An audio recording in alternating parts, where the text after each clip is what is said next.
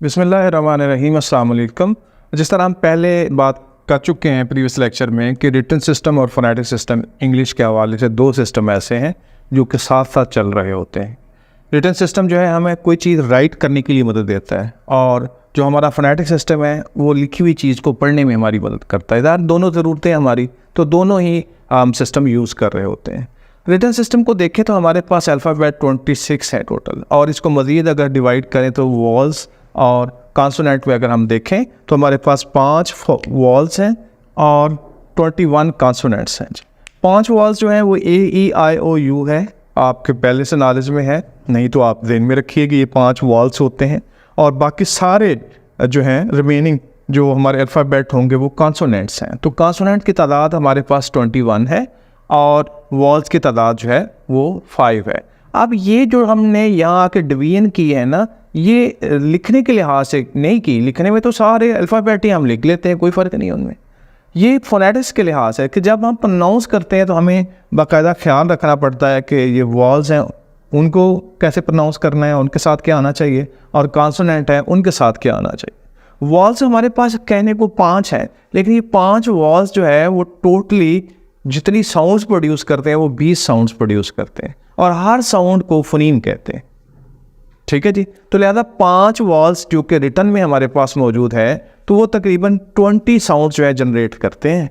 ठीक है जी, और इस तरीके से हमारे पास जो कॉन्सोनेंट्स है 21 है और वो हमारे पास 24 साउंड जनरेट करते हैं। तो इनको अगर हम टोटल इनका नेट करें, इनका भी नेट कर लें, 21 और 5 ये हो गया 26, तो टोटल हमारे पास अल्फ़ाबेट आ गए 26, और इन दोनों को जमा करें तो साउंड्स आ गए 44।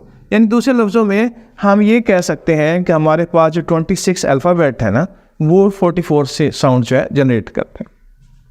अब जब हमें पता चल जाता है कि टू कैटेगरीज हैं, कॉन्सोनेंट्स हैं और वॉल्स हैं, तो फिर हमने देखना होता है कि जो हमारे पास वोकैबुलरी है अगर उसके साथ हमें आर्टिकल, ख़ास तौर पर 2 आर्टिकल जो है उनमें हमें डिसाइड करना होता है कि इनमें से कौन सा आर्टिकल यहाँ यूज़ होगा, ए और एन में से। इसी तरीके से रा को भी यही डिसाइड करना है कैसे प्रोनाउंस करना है, और दा को भी यही डिसाइड करना है कि इसको कैसे प्रोनाउंस करना है, क्योंकि इनका दोनों का ताल्लुक वॉल और कॉन्सोनेंट से है।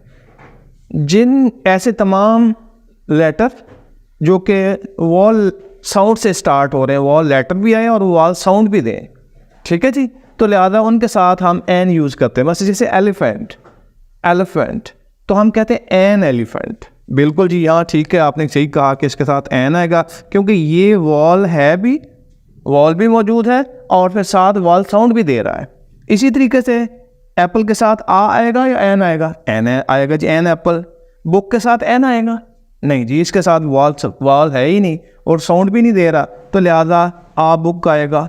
ठीक है, ये आ बुक है। इसी तरीके से ये आ बर्ड होगा, इसी तरीके से ये आ कैट होगा, क्योंकि ये बा और का तीनों साउंड जो हैं वो वॉल साउंड नहीं है।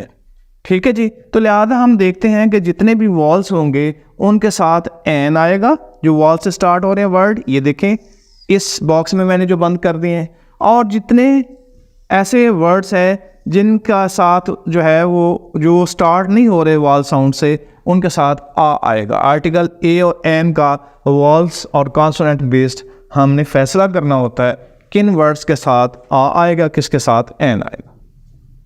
दूसरा हमने ये फैसला करना होता है, ये फैसला भी रा पढ़ने का। आर, इंग्लिश में आर जो है हर जगह नहीं पढ़ी जाती। जिनके साथ वॉल साउंड आ रही है, अगर रा के बाद वॉल साउंड आएगी तो रा को क्लियर पढ़ेंगे, वरना रा को नहीं पढ़ेंगे। मिसाल के तौर पर वाह को कहाँ कहाँ नहीं पढ़ेंगे। ये देखें, ये लिखा हुआ है पार्क, रा के बाद का साउंड आ गई है तो नहीं रा पढ़ेंगे, ये पढ़ेंगे पाक।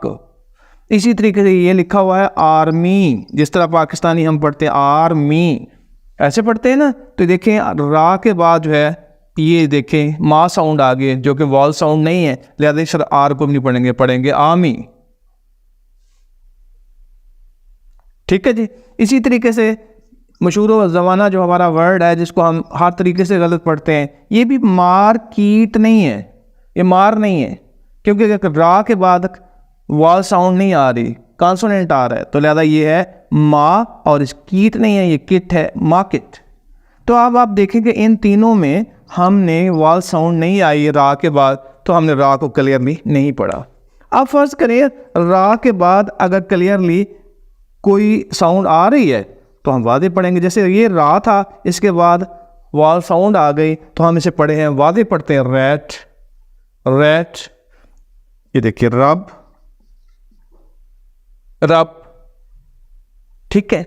इसी तरीके से रा के बाद साउंड वॉल आएगी तो हम उसको रा को क्लियरली पढ़ेंगे, वरना रा को हम नहीं पढ़ेंगे। ये बात जैसे देखें रैन, इस रा को वाज़े क्यों पढ़ा, इसके बाद वॉल साउंड आ रही है। तो हमने ये देख लिया कि इन सब को में हमने रा को वाज़े तौर पर पढ़ा है और यहाँ पे रा को नहीं पढ़ा है। अगर रा के बाद वॉल साउंड आएगी, ये वॉल साउंड आएगी तो हम इसको पढ़ेंगे। अगर रा के बाद वॉल साउंड नहीं आएगी तो हम रा को नहीं पढ़ेंगे। इन 3 वर्ड्स में रा प्रोनाउंस नहीं होता, इनमें होगा बस रैट रब रैन, पाक आमी मक्स्ट। और रा होने के बावजूद हम उसमें रा प्रोनाउंस नहीं कर रहे।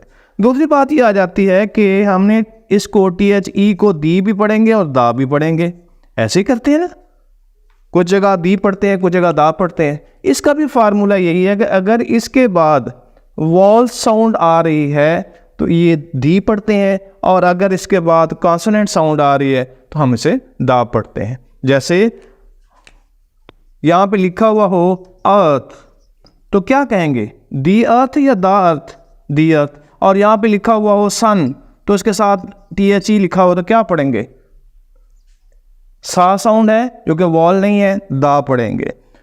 ई जो कि वॉल है और से पहले THE लिखा हुआ है, दी पढ़ेंगे। दी अर्थ दा सन, दी अर्थ दा सन, दी ईगल दा स्टार, ऐसे पढ़ेंगे। ठीक हो गया जी। तो हमने ये देख लिया किस तरीके से कि जो बेस ही है वही हमें वो बता के आगे जा रहे हैं कि हमने आगे जाके फोनेटिक सिस्टम को कैसे यूज़ करना है।